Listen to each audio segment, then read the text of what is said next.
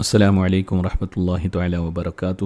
الحمد للہ والصلاۃ والسلام علی رسول اللہ، اما بعد فاعوذ باللہ من الشیطان الرجیم، بسم اللہ الرحمن الرحیم۔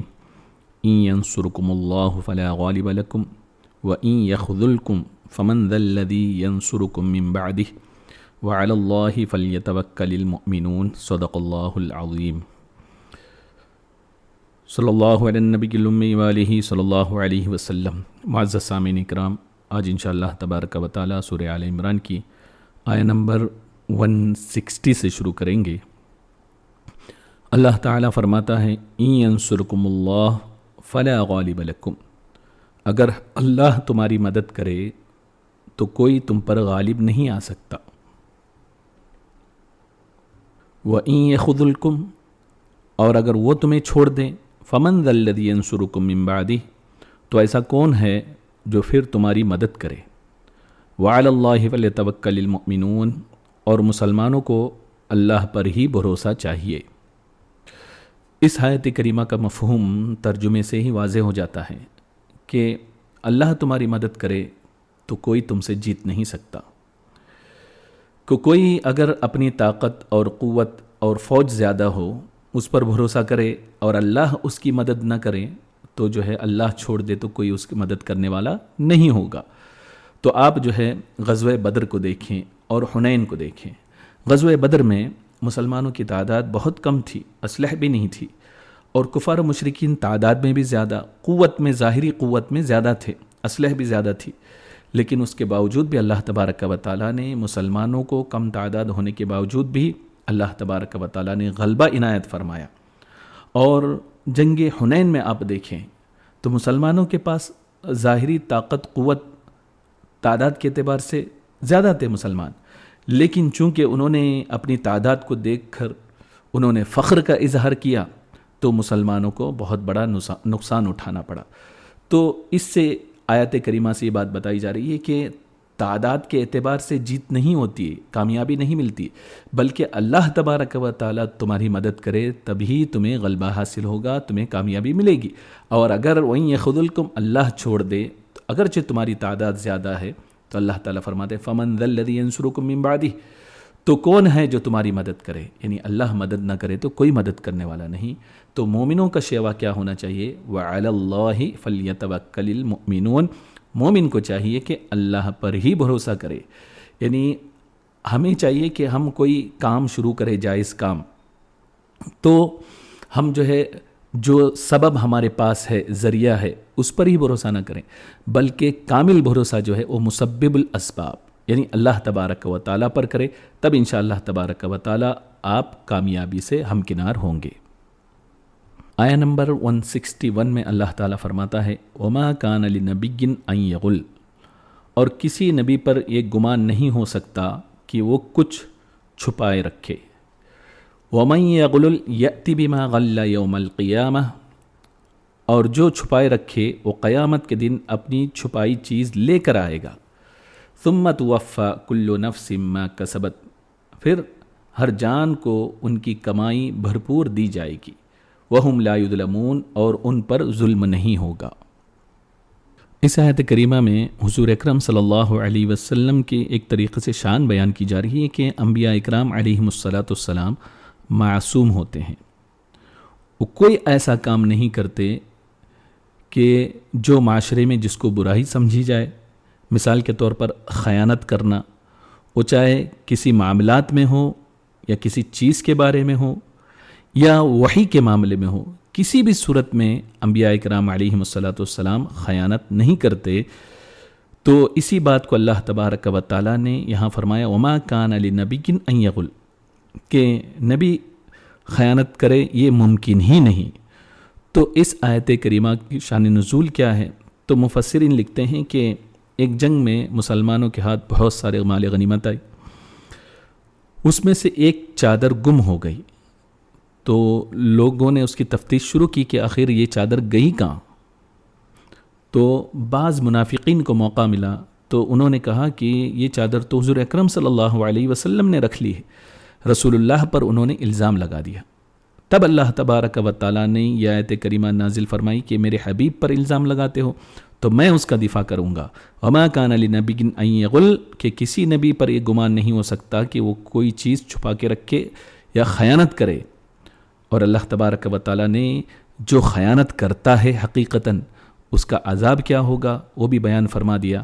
ومن یغلل یأتی بما غل یوم القیامہ، اور جو چھپائے رکھے قیامت کے دن اپنی چھپائی چیز لے کر آئے گا، یعنی وہ چیز اس کے گردن پر ہوگی، وہ اس طریقے سے قیامت میں آئے گا. پھر اللہ تعالیٰ فرماتا ہے کہ اس کی سزا کیا ہوگی. ثم توفی کل نفس ما کسبت، پھر ہر جان کو ان کی کمائی بھرپور دی جائے گی، یعنی جو جو غلط کام کیا ہے اس کا بدلہ اس کو ملے گا وہاں پر. اور بدلہ کس طریقے سے ملے گا؟ وَهُمْ لَا يُظْلَمُونَ، لیکن ذرہ برابر بھی ظلم نہیں ہوگا.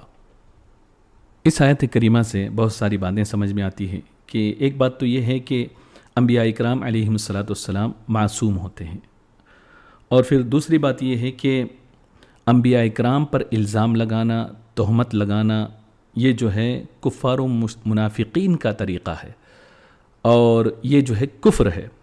اور پھر ایک بات یہ بھی ثابت ہوتی ہے کہ اگر کوئی انبیاء اکرام علیہم الصلاۃ والسلام پر الزام لگائے تو اللہ تبارک و تعالی ان کا دفاع فرماتا ہے، ان کے تہمتوں کو جو ان پر لگائے گئے اس کو دور فرماتا ہے.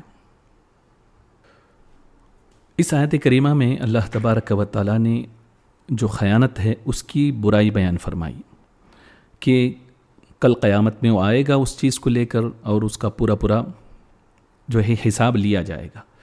حضور اکرم صلی اللہ تعالی علیہ وسلم ارشاد فرماتے ہیں، مسند احمد کی حدیث ہے کہ جو امانت دار نہیں اس کا کوئی ایمان نہیں، اور جس میں عہد کی پابندی نہیں اس کا کوئی دین نہیں.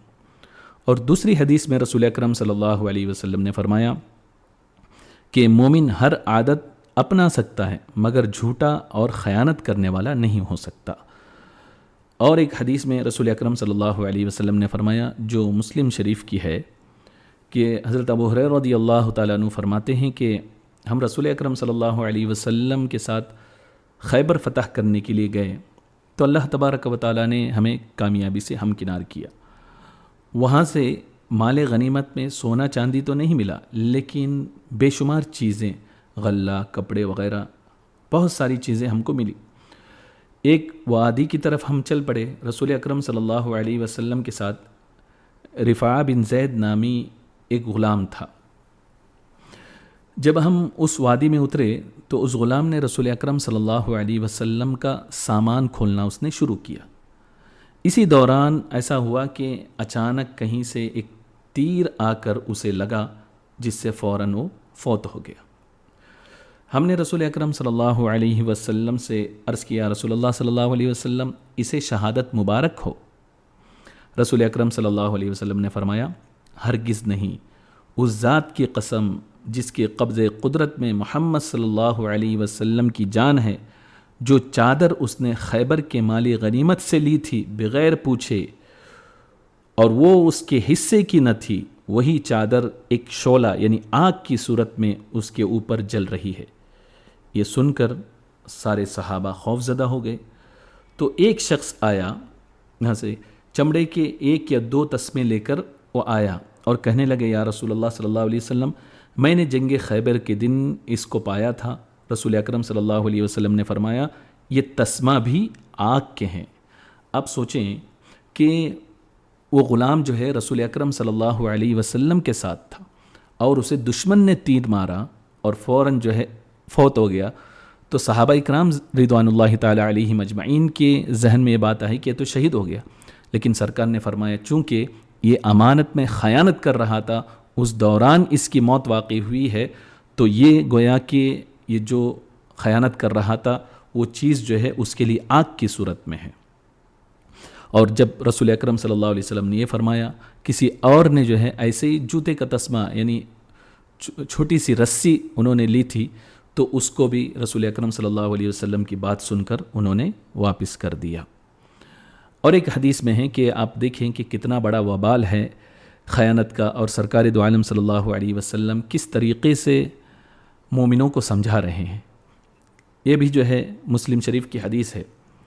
حضرت ابو ہریرہ رضی اللہ تعالیٰ عنہ سے ہی مروی ہے کہ سرکار دو عالم صلی اللہ علیہ وسلم آپ فرماتے ہیں کہ ہم میں تشریف فرما ہوئے، آپ نے خیانت کا ذکر کیا اور خیانت پر گناہ کیا ہے اس کو بھی آپ نے بیان کیا، اور پھر فرمایا میں تم میں سے کسی ایک شخص کو قیامت کے دن اس حال میں نہ پاؤں کہ اس کے گردن پر سوار اونٹ بڑبڑا رہا ہو، یعنی اس نے دنیا میں جو ہے اونٹ کے معاملے میں خیانت کی ہو، وہ شخص کہے گا قیامت کے دن یا رسول اللہ میری مدد فرمائیے، تو سرکار فرماتے میں کہوں گا میں تیری کسی چیز کا مالک نہیں ہوں، میں تجھ کو دنیا میں تبلیغ کر چکا ہوں۔ اور پھر آگے سرکار دو عالم صلی اللہ علیہ وسلم پھر فرماتے ہیں کہ میں کسی ایک شخص کو قیامت کے دن اس حال میں نہ پاؤں، یہ دوسری بات فرما رہے کہ اس کی گردن پر سوال بکری کے تعلق سے ہو اور بکری اس کے گردن پر ہو، وہ کہے گا کہ یا رسول اللہ میری مدد فرمائے، میں کہوں گا میں تیرے تعلق سے کسی چیز کا مالک نہیں ہوں بلکہ میں تجھے تبلیغ کر چکا ہوں۔ اور پھر آگے فرماتے ہیں ایک تیسری چیز کے تعلق سے کہ میں تم میں سے کسی ایک شخص کو قیامت کے دن اس حال میں نہ پاؤں کہ اس کے گردن پر سوار انسان چیخ رہا ہو، یعنی انسان کے معاملے میں جو ہے معاملات میں لین دین میں اس نے خیانت کیا ہو یا جو ہے اس کے کسی مال کو ہڑپ کر لیا ہو، اس طریقے سے اس کی خیانت ہوئی ہو، تو سرکار فرماتے ہیں اس صورت میں وہ ان چیزوں کو لے کر آئے گا اور کہے گا یا رسول اللہ میری مدد فرمائے، میں کہوں گا کہ تیرے لیے میں کسی چیز کا مالک نہیں ہوں، میں تجھے تبلیغ کر چکا ہوں۔ اور پھر سرکار فرماتے ہیں میں تم میں کسی ایک شخص کو قیامت کے دن اس حال میں نہ پاؤں کہ اس کے گردن پر کپڑوں کی گھٹری ہل رہی ہو، یعنی اس نے کپڑوں کے معاملے میں اس نے خیانت کی ہو، تو سرکار فرماتے ہیں وہ اس کے گردن پر رکھے وہ شخص آئے گا تو وہ کہے گا یا رسول اللہ میری مدد فرمائیے، تو میں کہوں گا میں تیرے لیے کسی چیز کا مالک نہیں ہوں، میں تجھے تبلیغ کر چکا ہوں۔ اور پھر آگے فرماتے ہیں کہ تم میں سے کسی ایک شخص کو قیامت کے دن اس حال میں نہ پاؤں کہ اس کے گردن پر سونا اور چاندی ہو اور وہ کہے گا کہ میری مدد فرمائیے، میں کہوں گا تیرے لیے کسی چیز کا مالک نہیں ہوں، میں تبلیغ کر چکا ہوں۔ تو اس حدیث کریمہ میں آپ دیکھیں رسول اکرم صلی اللہ علیہ وسلم نے بہت ساری چیزوں کو گنا دیا کہ خیانت کی بہت ساری صورتیں ہیں کہ اونٹ کے معاملے میں خیانت کرے گا تو اس کی گردن پر اونٹ ہوگا اور بڑبڑا رہا ہوگا، اور بکری کے تعلق سے بھی فرمایا، اور انسان کے تعلق سے جو معاملات میں جو خیانت کرتا ہے فرمایا انسان چیخ رہا ہوگا اس کی گردن پر، اور پھر فرمایا کہ کپڑوں کی گٹھری، اور پھر سونا چاندی اس کے گردن پر، الغرض جس کے تعلق سے وہ خیانت کیا ہوگا وہ چیز وہ قیامت کے دن لے کر آئے گا۔